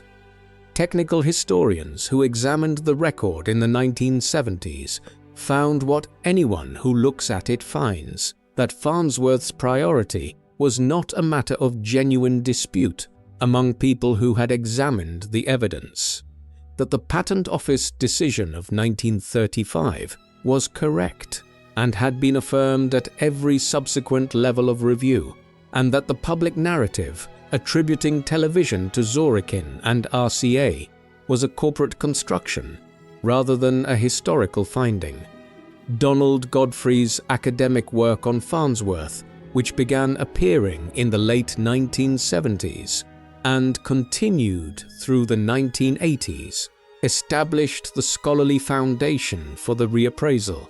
Godfrey had access to the Farnsworth family's personal archive, the documents Pem had preserved with meticulous care through 50 years, and he used them to produce a documented account that was substantially more accurate than anything that had appeared in the popular press.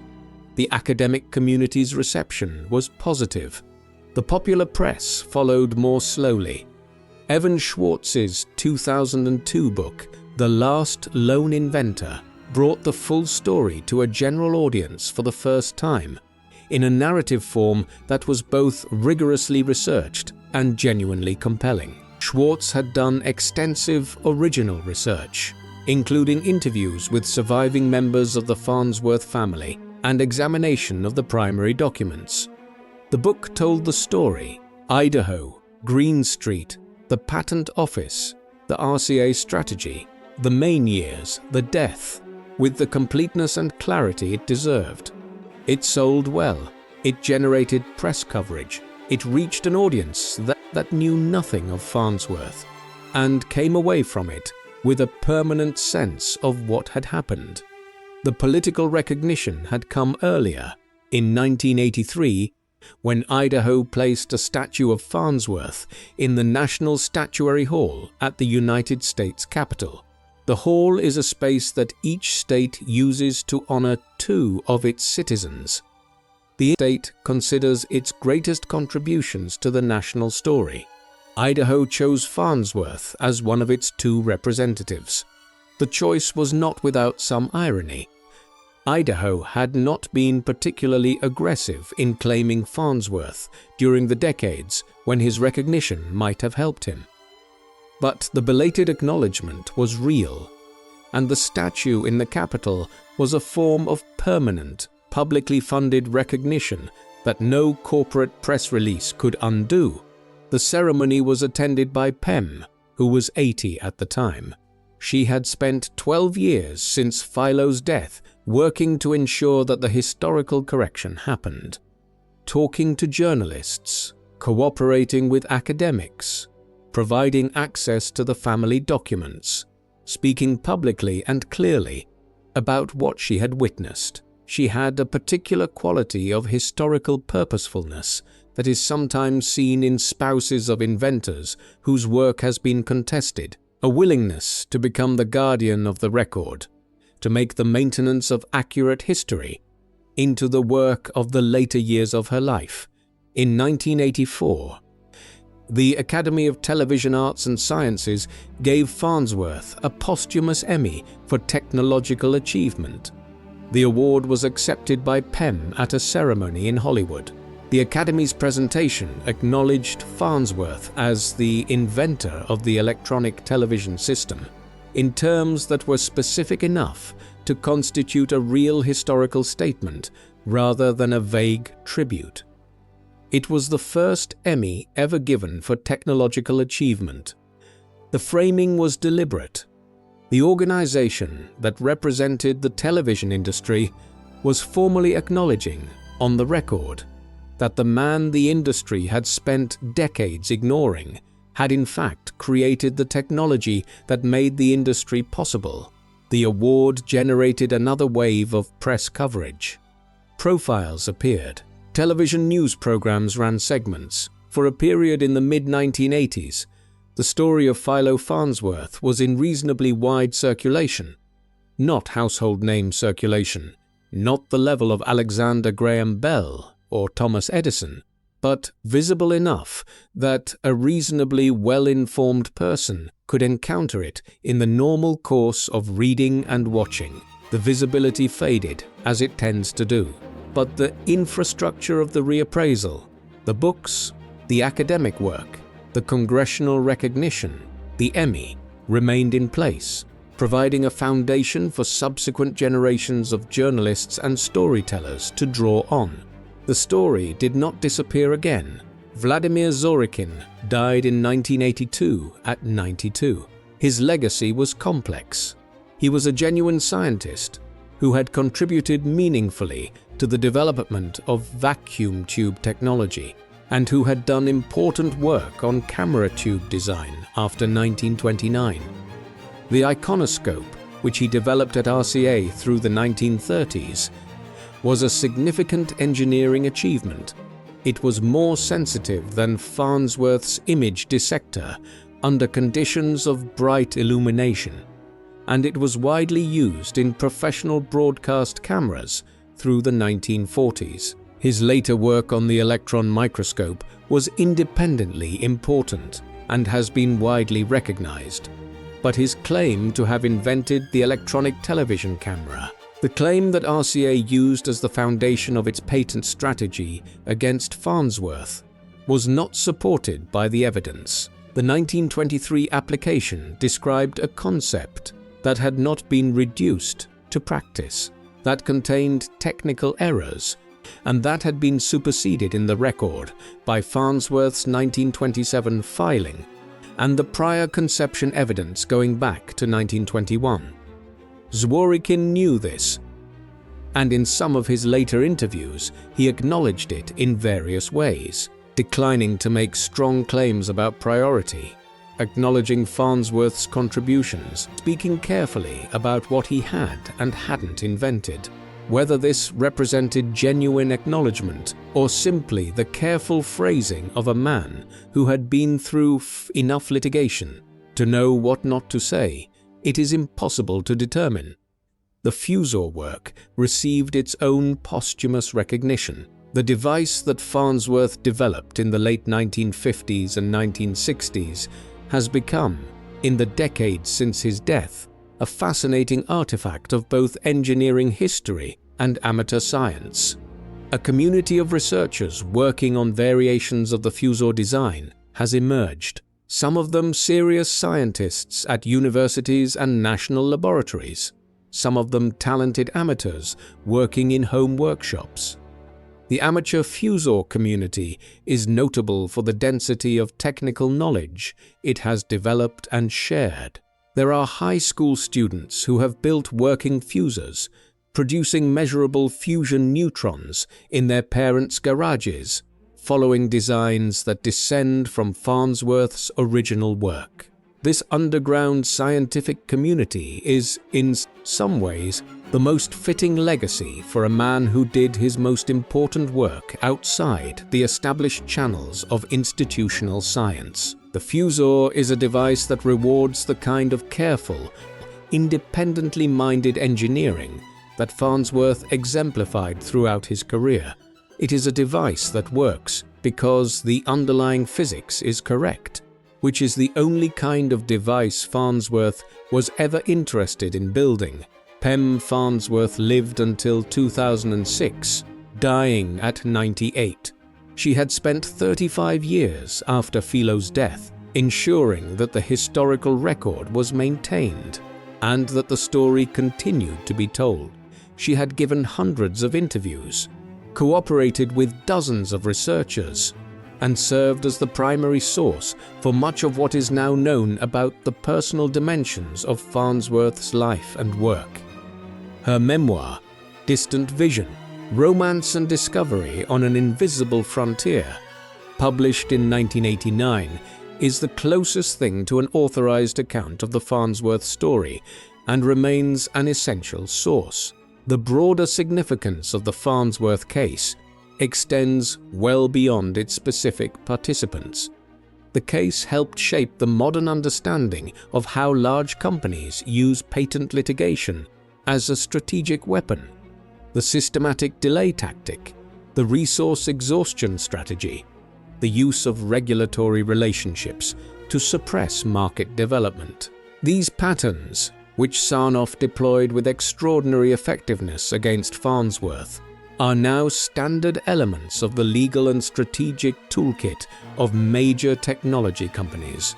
The recognition of these patterns, as systematic strategies, rather than individual abuses, owes something to the clarity with which they were employed in the Farnsworth case. The case also became a touchstone for discussions of inventors' rights and the relationship between independent inventors and large corporations. The Silicon Valley ethos of the garage inventor, the individual with a great idea who builds something in a humble environment and changes the world, is in part a response to the Farnsworth story, an attempt to imagine a world in which the Farnsworths win. The aggressive patenting strategies of early personal computing companies, the intense documentation habits of independent inventors, the hostility toward incumbents that characterized the early tech culture, all of these reflect, at some level, the lessons of what happened to Philo Farnsworth. The screens around you, in your living room, in your hand, on the wall of every bar and airport and waiting room in the world, are the monument. They were built on a foundation whose name was almost forgotten.